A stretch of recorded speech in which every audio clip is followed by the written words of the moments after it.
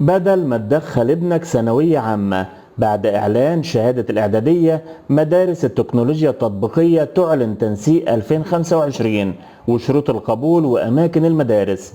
بعد ما نتائج الشهادة الإعدادية بانت في أغلب المحافظات، الآباء والأمهات بقى دماغهم هتنفجر من التفكير، نعمل إيه في مستقبل ولادنا؟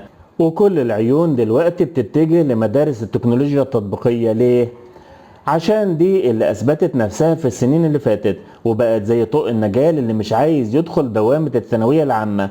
المدارس دي مش مجرد فصول عادية، لا دي شراكة مع شركات ومصانع كبيرة بتقدم تعليم فني بيأهل الطالب لسوق العمل على طول. بس هل ده فعلا الحل السحري لكل مشاكل التعليم؟ وزارة التربية والتعليم والتعليم الفني نزلت كل التفاصيل من تنسيق وشروط قبول وأماكن المدارس دي في القاهرة الكبرى، وده معناه إن في خيار تاني ملموس.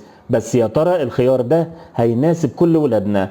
الوزارة قالت إن تنسيق مدارس التكنولوجيا التطبيقية 2025 بيختلف من مدرسة للتانية، بس بشكل عام بيتراوح بين 220 و 250 درجة للشهادة الإعدادية. يعني اللي جايب أقل من كده ممكن ما يلاقيش مكان، والمدارس دي بتعتبر من أعلى نظم التعليم الفني في مصر حاليا عشان بتعتمد على التدريب العملي في المصانع.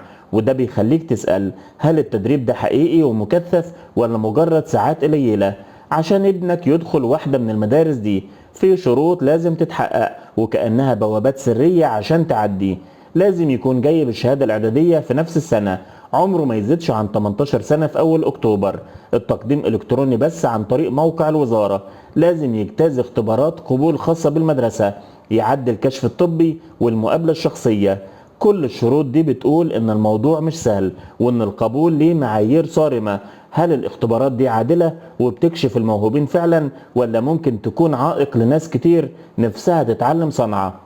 طيب بالنسبة لأماكن المدارس والمستقبل اللي مستني، بالنسبة لأولياء الأمور في القاهرة والجيزة والقليوبية في قائمة بأسماء المدارس دي زي مدارس غبور ومدرسة وي والسويدي وفولكس فاجن وبيتك وغيرها كتير. المدارس دي كلها بتشتغل بشراكة مع شركات ومصانع، وده معناه ان في فرصة تدريب وتوظيف بعد التخرج، وده اللي بيخلي الامل يزيد. طريقة التقديم سهلة، بتدخل على موقع وزارة التربية والتعليم وتملى استمارة التقديم الإلكترونية وترفق المستندات المطلوبة. في النهاية مدارس التكنولوجيا التطبيقية بتعتبر بديل قوي للثانوية العامة، بتقدم تعليم فني متطور وفرص عمل واعدة. بس هل كل الطلاب اللي هيدخلوا المدارس دي هيلاقوا فرص عمل بعد التخرج؟